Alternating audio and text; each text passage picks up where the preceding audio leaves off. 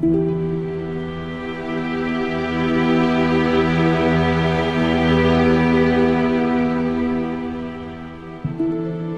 all heard of it by now. A gripping, atmospheric, and aggravatingly difficult video game series. I am, of course, speaking of Dark Souls. This is a tribute from my love for the franchise as a celebration to and from myself for finally completing my final challenge within the world of From Software's works of art. Back in 2012, I had heard rumors and whisperings of a terribly difficult and unforgiving game, but didn't think much of it. To me, as naive as I was, these people were just pathetic mainstream casuals who had never experienced the frustration of Final Fantasy IV, Sonic the Hedgehog, or Super Mario Bros. 3, all of which I tormented myself through like a true masochistic gamer. The rustling of a name I neither remembered nor cared to remember eventually died out, and I went about my life as if the name Dark Souls had never been uttered to my ears. Early into 2014, I was at my local GameStop looking for a couple titles to snatch up for my PS3, and after grabbing an old favorite in its Game of the Year edition, Fallout 3, my eyes locked onto a particularly standout title, Dark Souls. I knew I'd heard that name before, and I knew that it wasn't because it sounded like Darksiders. So what else to do but purchase it and its sequel, Dark Souls 2? Upon arriving at my friend's house, whom I was living with for a very short time, I popped in Fallout 3 and had a good 5-hour binge, reliving some of my favorite gaming moments of recent years. I called it a night and went to bed shortly after shutting down my console. The next morning I attempted to load Fallout 3, but upon playing for several minutes, the game froze in an especially furious bout with a Deathclaw. I reloaded my save and attempted to find that same creature, and upon defeating it finally, the game froze again. Furious, I ejected the game, snapped it into its case, and my eyes fell upon Dark Souls yet again. Booting it up, I immediately fell in love with the artistic design and that beautiful opening cutscene. Character creation was a godsend. There is so much amazing detail put into how you create your characters, and the variety and diversity is truly endless. 2 hours later, Aragorn was born, and he really did look like my hero from the films. Oh, how naive I was. Little did I know that in exactly 4.5 minutes, that strong recreation I made would resemble beef jerky more than a heroic medieval king. The cutscene ends and my character awakes in a locked cell in some undead asylum. To me, this means absolutely nothing at the time. Okay, so I'm a prisoner like the opening to Elder Scrolls IV Oblivion, a successful trope I suppose. The key that some knight suspiciously dropped into my cage unlocks the door, and I begin stopping at every soap sign message to gather my bearings on the controls of the game.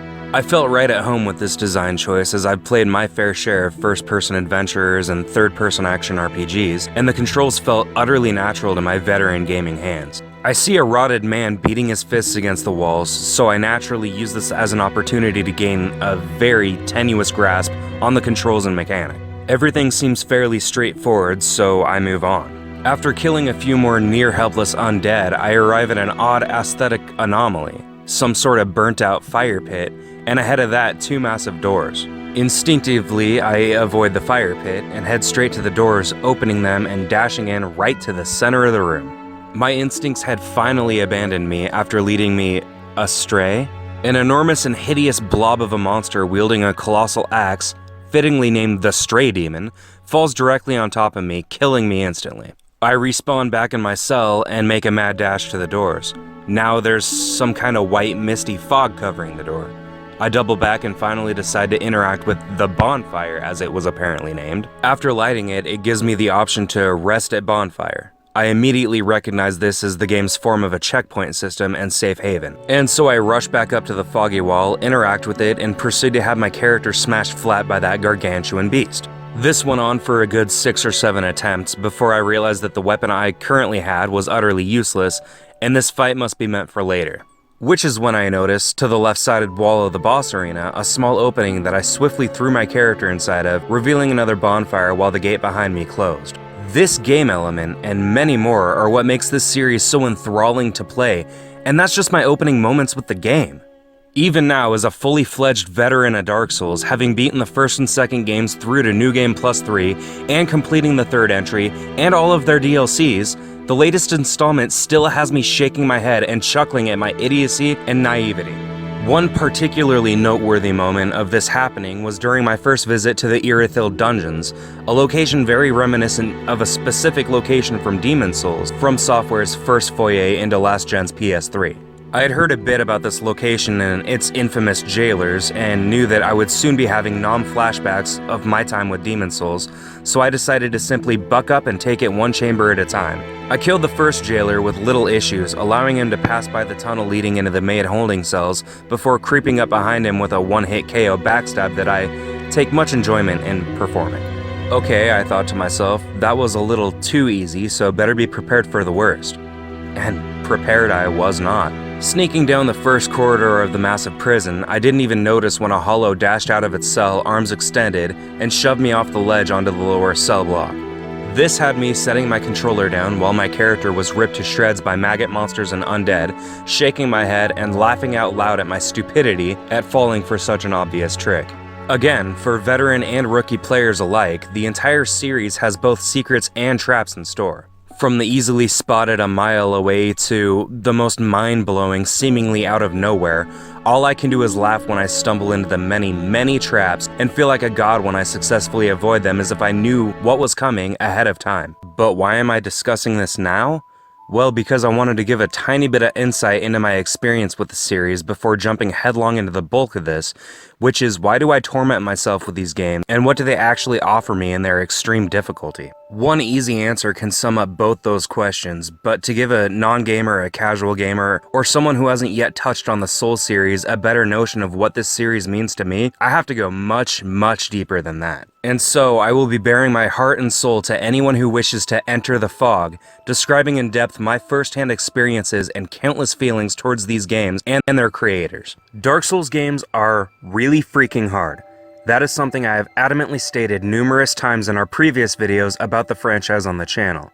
What this surprisingly achieves, however, is the immense satisfaction, relief, and sense of utter accomplishment in achieving something that has had you yanking out chunks of your hair for hours. When I reached Ornstein and Smog, the halfway point duo of bosses in the first game, I was personally under the impression that what I'd already accomplished was by far the hardest part of the game. I had scoured every inch of a murderous forest jam-packed with treant-like creatures, enormous stone giants, red spotted winged lizards, and even a massive magic-spewing butterfly. I'd conquered the Undead Parish, a series of rooftops interconnected and plagued with undead and a black knight. I'd bested the Hellkite Drake, guardian of the Dragon Bridge, and the warriors of Sunlight Covenant. I'd killed a certain, very difficult NPC while under the impression that he was like everything else in the area and would attempt to murder me the instant that he spotted me. This turned out to be a huge mistake, as his help is a silver spoon against Ornstein and Smog. I had stumbled into a series of sewers and conquered the Gaping Dragon, as well as traversed the deepest parts of the parish and defeated the Capra Demon and the Hollow Havel the Rock. And finally, I had conquered Sen's Fortress and its 1,000 traps, overcome Silver Knight archers on the thin roofs of Anor Londo, as well as the Painting Guardians in the rafters and ground floor of the Princess of Sunlight's chamber, and somehow survived, after countless deaths and much rage, the Painted World of Ariamis. I even managed to defeat Crossbreed Priscilla on my first attempt, thank God. To me, I had passed the difficulty curve and was ahead of the game, but I couldn't be farther from the truth. I must have expired at the hands of Ornstein and Smog at least 8 times before deciding to go to an online guide, and lo and behold, that jolly cooperative, grossly incandescent NPC that I killed little under 20 hours ago was quite essential to defeating the duo. But somehow I managed. Whether through sheer luck or complete perseverance, I finally overcame the challenge set before me. The feeling was like none other in the world. I had felt nothing like this sense of absolute heroism and accomplishment. You could have awarded me a medal and I wouldn't have been happier. The feelings were so intense it actually brought tears to my eyes. I'm not one to spoil a game by looking up a walkthrough or watching Let's Plays, so maybe I'm alone in this sense, but I'd done this myself, with my own 2 hands and the scraps of weapons and armors that I'd acquired up to this point. This was all me. And I was proud, like an athlete winning the Olympics or the CEO of a major company taking the presidency. I'd gotten through the single hardest boss fight in the standard game, and I'd done it without any assistance whatsoever. If you've graduated high school or college, had your first job, been awarded some form of recognition for some kind of major accomplishment, none of these even came close to how I felt upon absorbing these bosses' souls and acquiring the Lord Vessel from amazing chest-ahead Guinevere. It's the feeling of accomplishment when surpassing these huge challenges and milestones that draw players to these types of games. While Souls-like is a term coined for various aspects, the biggest one in today's standards is this: if a game is retro tough, it's a Souls-like. It almost seems like that's the only contributing factor nowadays. Never mind the convoluted, deep-rooted, evasive plot and story elements. Forget the beautifully crafted worlds and the pseudo-medieval settings, but here in Gum Syn, we have a little more class than that. To truly be a Souls-like game to us, a game has to have several relative points of similarity. The one game that comes close to our standards is Lords of the Fallen, and our opinions on that game differ drastically. But it truly is a Souls-like game. The one aspect it drops the ball on and kind of kills it for me is it was never able to quite fulfill me and grab me so thoroughly like Dark Souls. The characters aren't as deep. I don't actually remember finding one single NPC the entire 4 hours I played it. Speaking of NPCs, that's another huge key point I want to touch on. I fell utterly in love with From's unique take on the storytelling formula. To learn the archaic secrets that are Dark Souls' vast lore, you have to delve into each item, weapon, and armor descriptions, as well as speaking to each and every NPC several times, then piece together your own understanding of what's going on. That is groundbreaking on a few levels. Firstly, canonicity is out the window. With every player forming their own opinions and understandings of the overall story of Dark Souls, there are a lot of things that are going to get disagreed upon, which means that almost 10 years later, people are still discussing and debating exactly what the true story is. Secondly, there are two options for an ending in the first game, and nowhere in the game is it even hinted at as to which is the good or bad ending. The game's code seems to indicate that the Link the Fire ending is the true ending, but again, there is no canon and non-canon. Players have the freedom to decide for themselves which ending is true, and From Software has all but shoved us in that direction with little to no comments as to how players should perceive the overreaching plot and the option for choosing an ending. Back to NPCs. I said it once, I've said it 100 times, and I will continue to say it until the day I die. I love the NPCs in these games. My favorites of the colorful cast are Knight Artorias the Abyss Walker and his wolf companion Sif, Royal Sorcerer Novlon, Havel the Rock, and only naturally, Solaire the Sunbrow. While I'd have liked some of the characters like Novlon to be a little more fleshed out, and would have liked to see others like Solaire and Havel take different paths and become godlike beacons of hope and perseverance, I honestly can't complain because I fell in love with them all the same. It's no secret that Artorias remains my top 1 character in Souls games, and who could disagree? His story, like so many others, is gripping and emotional. Unlike so many others, he is a legend in the Souls universe. However, it isn't until the DLC that players learn that the legend is actually false. The player character is the hero behind the legend, and Artorias was, like countless brave heroes before him, swallowed up and consumed by the abyss. Nevertheless, his legend lives on in-game and in my and countless other Souls fans' hearts. He's the hero of time that Dark Souls desperately needed. He's the iconic warrior of light to this franchise, and he is one of an endless stream of reasons why Dark Souls changed my life. Let's take a major step back for a moment and discuss where I was in life when I first delved into this fantastical world. I was homeless at the time, living with this friend or that friend, lugging my PS3, clothes, books, and everything else I owned in 2 giant duffel bags. One particular couple who I'd been on-again, off-again friends with for a good 3 years heard about my predicament and decided to contact me and offer me some help. Little did I know that their reasonings were purely self-centered. Their home was trashed, they were slobs, and they wanted somebody to clean up the messes that they made. So one day I helped them turn that place into a palace from a sewer. My guy friend was also currently in the process of starting up a vehicle detailing service and invited me to join in, said he would pay me 50% of everything we made after purchase of supplies. That sounded like a good deal to me, so I accepted. The first day we worked on 3 different cars and we each walked away with $60. And since they'd told me as long as I continued working with him or looking for my own work and kept the house clean, I could live there for free, he and I decided to swing by GameStop. And that's when I picked up the Dark Souls games. A few days after that occurred, my lady friend began trying to put childish stipulations on me that I only had a certain amount of time each day to play my PlayStation, that I had to be in bed at a certain time. Now keep in mind, I was 22 years old at the time. That didn't sit well with me being a grown man, so while on a job, I brought it up to my guy friend. He acted like he had a problem with it and didn't think it was right that she was behaving like that, but when we got home, She kicked me out while he was hiding in their bedroom. So homeless again, I finally decided to move to Idaho with my mother. They'd been there for a year and said it was a great place to live, lots of jobs, and living expenses were cheap. I landed myself a job within 2 days, and that took up the majority of my time, working 3 10-hour shifts and 2 8-hours a week. The problem with that was my stepdad was trying to do the same exact thing that my alleged friends had just tried to do, and limit me on how long I could be on my phone, 3DS, or PlayStation. After months of him and I getting into huge fights over it, my mother finally stood up for me and explained to him that I am an adult, I am making my own money, and they have no right to tell me what I can and can't do with my own things. A few months pass and Christmas rolls around. I'd saved up enough money to buy myself a trailer and move into a lot a few spots down from my parents. I was still depressed, feeling like I had no friends, and like everyone I knew just wanted to control me, how I lived my life, and use me for their own personal gain. So I started playing Dark Souls again, religiously, literally every minute of every day that I wasn't sleeping or working. My ex-fiancée, whom I was with at the time, was wanting to move up to Idaho with me, but her and I had a few issues from the 2 years we'd been together, and me being homeless while she slept comfortably in her own bed in her own home. When she finally moved in, she didn't like that I worked all the time, then spent the rest of my time playing Dark Souls.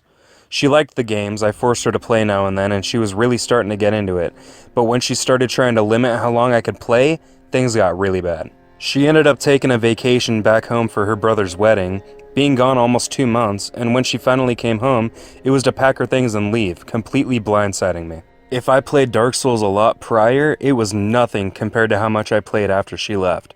I barely ate, I didn't socialize with anyone outside of work, I blew off the few friends I had made, I never visited my parents who were literally 4 trailers down from me. I absorbed myself in all things Dark Souls. Beating the first game 3 separate times, constantly searching online for lore information, theories, fan speculation, and YouTube videos for anything from parodies to character lore. In diving so deeply outside of the real world and into Dark Souls, I was able to contain my severe depression and the suicidal thoughts I've struggled with since my teenage years. Dark Souls and Dark Souls alone got me through the worst depression I have ever experienced and continues to help me through the struggles I endure in life. Okay, so we've talked about character depth, personal experience, and a little bit about the lore of this series, but what do I actually feel when I play these games? My answer to that question may surprise you. I feel relief. I feel stress evacuating my body and mind. I truly feel like a kid again, like nothing in the world matters except how well I perform in this game I love so much. And as of late, more often than not, I perform very well, which then fills me with this sense of accomplishment at how far I've come on this journey. Everybody begins their adventure with little to nothing, lacking in the equipment, consumables, and skills departments, and everyone reaches a point where they're as good as they can possibly be. I've not even come close to reaching that point. Every time I power on my PS4 and pop in Dark Souls 2 or 3, I always perform better than I did last time. I just finished my new game on Scholar of the First Sin, and it was a breeze. I acclimated myself to the changes from the original version really well. I don't think a single boss killed me even once, and when I did die, it was simply because the enemy placements were different than what I know. Those who watched our Dark Souls 2 Sick or Suck video will remember the sequence I threw in at the end, where I died no less than 12 times against the optional Covenant boss, the Dark Lurker. I've improved so much this time around, he took me 1 attempt, I used 1 Estus towards the ass end of the fight, and walked away feeling like a god, unable to believe how much easier that had been than my first time around. It probably helped that I completed all 3 DLC areas and beat the main game before even attempting the Abyssal Chasms, so I was very over-leveled, but I also have such a firm grasp of the deep mechanics in these games and what my character is capable of at any point in time. I'm not trying to fool you. Dark Souls, Demon Souls, Bloodborne, and any Souls-like games are not for everyone. Most will pick up a copy of each, play them once for maybe an hour, and absolutely hate these games. Whether because of the sheer difficulty or the feeling that you're getting nowhere hours later, most people will absolutely despise From Software's titles. But for those that are struggling in life, for those who suffer with depression or anxiety, give it a shot. Everybody needs a little bit of satisfaction in the world. Everyone needs to feel accomplished one time or another. Don't rob yourself of that just because these games are hard, because the payoff is worth so much more than anything you've done in any video game you've ever played. I'm not saying that Dark Souls is only for people who suffer from mental illnesses like depression. I have plenty of friends who are doing well in life that love this franchise, but I can guarantee you that the feeling they get from beating a boss or completing the game is not nearly as intense as the feeling for those who suffer from depression and anxiety. Really, the deep-rooted love that I have for this series and games like it harkens back to my childhood. I've always been fascinated with deep plots and difficult gameplay. By 10 years old, I'd completed the first Final Fantasy, Dragon Warrior Monsters 2 Terra's Adventure, Super Mario 64, Legend of Zelda Ocarina of Time, and Majora's Mask, and a slew of Pokemon games ranging from the original Blue version to every other version up to Crystal. But of all of those games, the ones that really captivated me were the ones with an immense amount of diversity and options for customization. Dragon Warrior Monsters 2 and Final Fantasy namely offered the diversity that I thirsted for, and when the PS2 and Xbox were released, I found myself playing much older games, as the most diverse games you'd likely find on the new consoles were racing games and Fable, which, mind you, I loved to death as well. But when the PS3 and 360 released, they released a torrent of games seemingly built from the ground up specifically for me. Tekken 6, Fable 2 and 3, White Knight Chronicles, even indie games like Fancy Pants Adventures, Minecraft, and Terraria, the two latter having literally endless potential for diversity and customization. I preferred the PS3, having been a huge fanboy of Spyro the Dragon, Crash Bandicoot, and Ratchet & Clank in my younger years, and because I primarily stuck to Nintendo and Sony products just due to personal experience and attachment. This all leading up to Dark Souls as the pinnacle of what I desire and appreciate in video games. From dozens upon dozens of armor sets to hundreds of unique weapons with their own pros and cons, to spells which I really never got to experience until the second game, where it essentially forces you to dabble with sorceries, miracles, and pyromancies just for the sake of survival, and even NPCs and character interactions. I've created no less than 20 different characters across the three games, and I still haven't played every playstyle possible. Though if I'm being honest, my favorite is a beefy, heavily armored spell sword type character able to dish out massive damage up close and personal, while also having the ability to launch a barrage of spells at a distance, and that's the class I've always seemed to gravitate towards no matter how I start or what I intend to finish as. Now, I want to do something a little unorthodox and take a moment to give a shout out to people I know who have completed at least one playthrough of a Souls game, because each and every one of you deserves the recognition. Firstly, I want to give the spotlight to our very own Ripcore, one of the original Super Triforce bros, and Gum and my brother. He's currently struggling through his +7 playthrough of Dark Souls 3. But holy crap, mad props for getting that far with a character who hasn't even cracked soul level 300. Second is my brother Chris, who's completed both Dark Souls 2 Scholar of the First Sin and its 3 insanely hard DLC area. I gotta say, Broom Tower was by far my greatest challenge in Scholar of the First Sin, so I can personally acknowledge the skill it requires to beat all 3 DLCs. Excellent job, Chris. I'm proud of your talents as a gamer. Next is another sibling of mine, whom Twitch enthusiasts and YouTubers alike may know. He goes by Raptor Black Dragon on Twitch, and he's completed Dark Souls 3 twice, as well as completing both DLCs once, and anyone who's faced Dark Eater Midir, Gale, or anything contained in the Ringed City will realize that that is one accolade that any gamer should wear proudly. I also want to offer an honorable mention as encouragement for friends and family who have decided to delve into this series. Our own Gum Boy struggles with games like this, as his forte is primarily JRPGs, but with the help of Ripcore, he's reached the final boss of Dark Souls 3 and is about 50% done with Dark Souls 2. Both of those accomplishments are impressive because when you play multiplayer in these games, the difficulty doubles, and with a little encouragement, we may be able to help him break through and finally take down that son of a bitch, Lord Ascenders. You got this, Gum. And so, in a very why we love games format, these and countless more reasons are why I have such a deep-rooted love for Dark Souls. In the comments, tell us why you like or dislike Dark Souls, and keep your eye out for another Video Games and Us. Next time, we shine the light on Gum Boy, because it's his turn to do one of these. So until next time, I'm Synyster, we are Gum Syn, and thanks for watching.